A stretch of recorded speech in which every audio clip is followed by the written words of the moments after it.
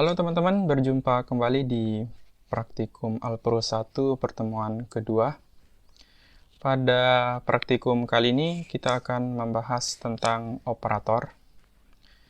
Jadi operator merupakan sebuah instruksi yang diberikan untuk mendapatkan nilai dari suatu proses. Secara umum ada beberapa operator yang sering digunakan di dalam pemrograman. Di antaranya ada operator aritmatika, kemudian ada operator perbandingan, operator logika, dan juga operator assessment. Sebenarnya masih ada lagi operator-operator lain yang digunakan. Teman-teman bisa explore sendiri operator-operator yang lain.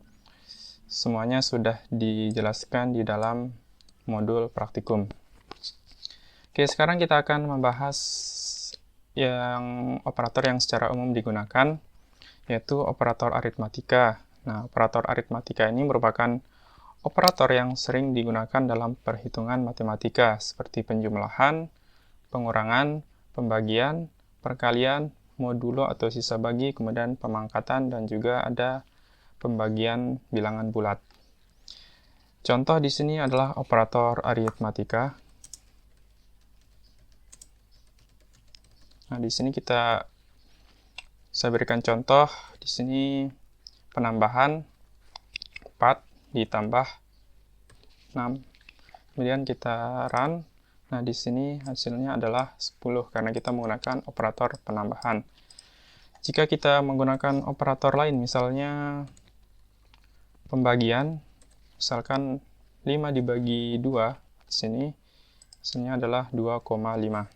Oke, untuk pembagian, untuk pengurangan, perkalian, modulo, dan lain-lain bisa teman-teman coba sendiri. Kemudian kita masuk ke dalam operator perbandingan. Nah, operator perbandingan ini digunakan untuk membandingkan dua nilai yang menghasilkan nilai kebenaran, yaitu true atau false. Ya, jika teman-teman masih ingat pelajaran pada tipe data kemarin, ada namanya tipe data boolean yang menghasilkan nilai true atau false. Oke, di antaranya adalah sama dengan, tidak sama dengan, kemudian kurang dari, lebih dari, kemudian kurang dari sama dengan, dan lebih dari sama dengan. Contoh di sini adalah operator perbandingan.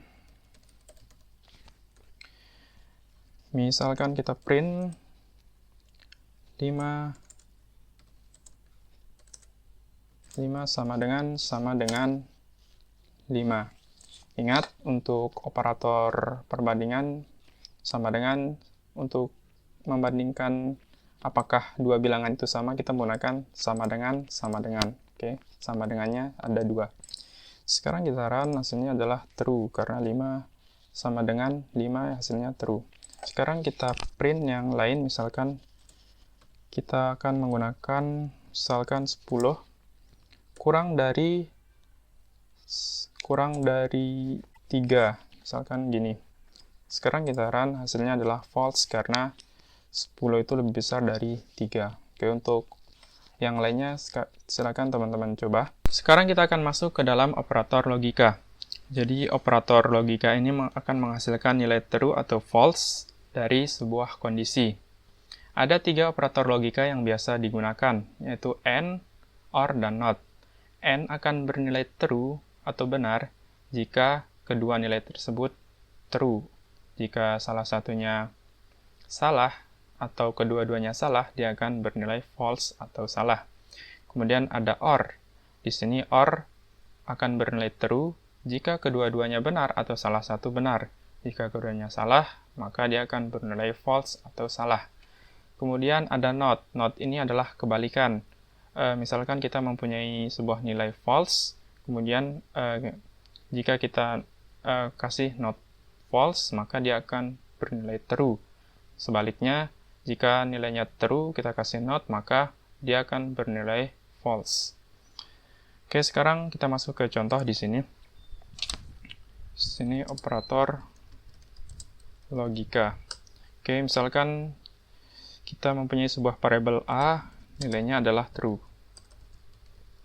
Kemudian ada variabel B, nilainya adalah false. Sekarang kita mempunyai variabel C untuk mengecek kondisinya. Misalkan di sini kita mulai dari N terlebih dahulu, A, N, B. Maka kita akan print C. Nah, di sini akan menghasilkan nilai false. Oke, karena kita memberikan logika N di sini. N ini harusnya kedua-duanya bernilai benar, baru dia akan bernilai true di sini. Sekarang kita coba ubah di sini yang B ini menjadi true. Sekarang kita run, dia akan bernilai true. Oke, sekarang kita kembalikan lagi jadi false. Sekarang kita akan coba yang OR, di sini kita ubah jadi OR. Nah, sekarang true or false. Jadi nilainya adalah true, karena OR ini akan bernilai true jika keduanya true atau salah satu yang true. Di sini salah satunya true, jadi nilainya adalah true. Untuk not sendiri, di sini kita bisa coba. Misalkan kita pakai N di sini. Nah, di sini kita run, dia akan bernilai false, not B. Jadi, A ini bernilai true, sedangkan B ini bernilai false, kemudian kita tambahkan not, jadi not false, jadi dia bernilai true. Sekarang kita run, sekarang kedua-duanya bernilai true, true and true sama dengan true. Oke, seperti itu teman-teman. Yang terakhir adalah operator assessment. Jadi, operator assessment ini merupakan sebuah operator untuk memasukkan nilai ke dalam sebuah variabel, seperti sama dengan, plus sama dengan, kurang sama dengan, kali sama dengan, dan juga bagi sama dengan. Seperti contoh di sini kita sudah sering menggunakan operator assessment atau penugasan ini untuk memberikan nilai kepada variabel. Contohnya di sini A sama dengan true, jadi kita memberikan nilai true kepada variabel A dengan operator sama dengan. Untuk plus sama dengan, minus sama dengan, dan juga kali sama dengan bisa teman-teman coba sendiri. Sekarang kita masuk ke contoh di sini. Pada diagram atau flowchart yang sudah teman-teman buat pada pertemuan kemarin di materi tentang flowchart. Di sini teman-teman sudah membuat sebuah flowchart penjumlahan dan juga untuk menghitung waktu tempuh. Nah, di sini kita akan coba. Kita akan mulai dari flowchart penjumlahan. Kita akan mengkonversi flowchart ini ke dalam kode program Python. Oke, sekarang sebelum kita konversi ke dalam kode program, kita akan identifikasi dulu flowchart-nya. Sekarang kita mulai dari di sini blok start. Kemudian kita masuk ke dalam input. Nah, di sini kita memerlukan input nilai 1 dan juga nilai 2. Kemudian kita masuk, setelah input ada proses yang ditandai dengan persegi. Kalau yang input ini adalah jajar ganjang, kemudian yang proses adalah persegi. Di sini adalah ada jumlah sama dengan nilai 1 tambah nilai 2. Kemudian setelah proses, kita masuk ke dalam output untuk menampilkan jumlah. Habis itu program stop atau selesai. Oke, sekarang kita mulai dari yang pertama, yaitu kita akan memerlukan sebuah input di sini untuk membaca nilai 1 dan juga nilai 2. Oke, kita masuk di sini, kemudian di sini kita coba cobaan, kemudian di sini yang pertama kita memerlukan sebuah input nilai 1 dan juga nilai 2. Nilai 1 sama dengan, kita bisa menggunakan tipe data integer di sini karena kita akan mengolah sebuah angka. Kemudian kita bisa menggunakan fungsi input untuk memasukkan nilai secara dinamis sesuai dengan yang kita inginkan. Kemudian di sini kita bisa kasih keterangan, masukkan nilai 1. Oke, kemudian di sini kita bisa buat lagi variabel yang kedua, nilai 2 sama dengan integer, dan kita input, masukkan nilai 2.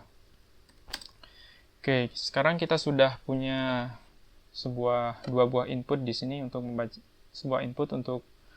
dua buah nilai 1 dan juga nilai 2. Sekarang kita masuk lagi ke dalam flowchart-nya, kita cek lagi setelah input ada proses. Di sini prosesnya adalah untuk menjumlahkan inputan yang sudah kita masukkan, yaitu jumlah sama dengan nilai 1 ditambah nilai 2. Sekarang kita kembali ke kode programnya. Dan di sini kita tulis prosesnya. Kita buat variabel jumlah sama dengan nilai 1 ditambah nilai 2. Nah, setelah proses, kita cek lagi di sini.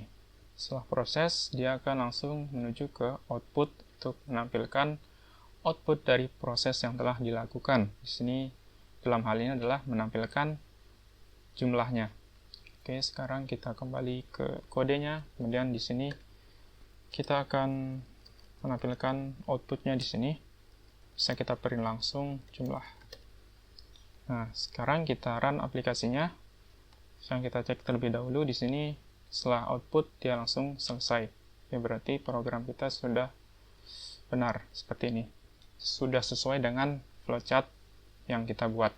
Sekarang kita run. Nah, sekarang kita masukkan nilai 1, misalkan 5. Kemudian enter, kita masukkan nilai 2, 10.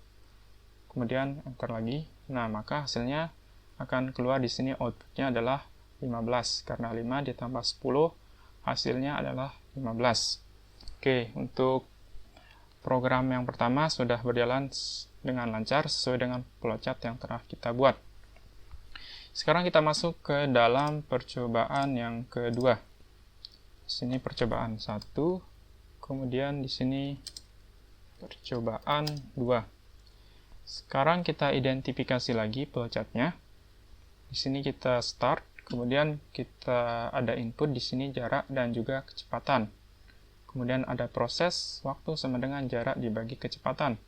Kemudian outputnya untuk menampilkan waktu tempuhnya. Oke, setelah itu program berakhir atau selesai. Oke, sekarang yang pertama kita akan memasukkan input, jarak, dan juga kecepatan. Oke, kita kembali di sini. Kita masukkan variabel jarak sama dengan integer input, masukkan jarak, kemudian di sini ada kecepatan sama dengan integer input, masukkan kecepatan. Oke, sekarang gini kita sudah punya dua buah inputan di sini. Nah, sekarang kita cek lagi untuk prosesnya. Kita masuk ke proses ini, waktu sama dengan jarak dibagi kecepatan. Ini adalah prosesnya. Kita masukkan ke dalam kode program. Proses, kita buat variabel waktu sama dengan apa tadi, waktu jarak dibagi kecepatan. Jarak dibagi kecepatan. Oke, sekarang kita lihat lagi di sini. Setelah proses ada output untuk menampilkan waktu. Setelah itu program berakhir atau selesai. Oke, di sini output kita print waktunya. Sekarang kita run. Misalkan kita masukkan jaraknya sembarang aja, misalkan 10. Kemudian kecepatannya adalah 8 misalkan. Nah, jadi waktu tempuh yang diperlukan adalah 1,25. Oke, sekarang silakan untuk tugas teman-teman. Untuk tugasnya itu mengkonversi flowchart yang sudah dibuat, yaitu persamaan kuadrat dan juga program volume tabung dalam kode program Python seperti ini. Langkahnya sama, tinggal teman-teman identifikasi inputan, proses, dan juga outputnya. Tinggal teman-teman sesuaikan dengan rumusnya. Apabila teman-teman menemui kesulitan atau masih bingung, silakan bertanya pada grup diskusi di WA atau di Classroom. Oke teman-teman, selamat mengerjakan. Semoga bermanfaat.